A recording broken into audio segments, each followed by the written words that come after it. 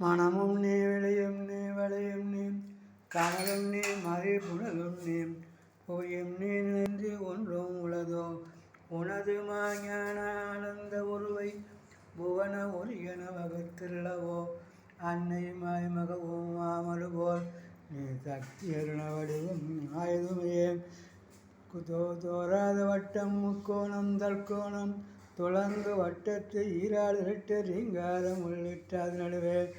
ஆராதனை செய்து அர்ஜித்து பூஜித்தடி வழிந்தால் வாராதிரால் அல்லவோ வாழைஞான வராகியே தஞ்ச முன்பாதஞ்சரணாகதி என்று தாழ்ந்தேல் வஞ்சனை பில்லி கொடுத்து ஏவல் சூனியம் வைத்தவரை நெஞ்சம் பிளந்து நினக்குழல் வாங்கி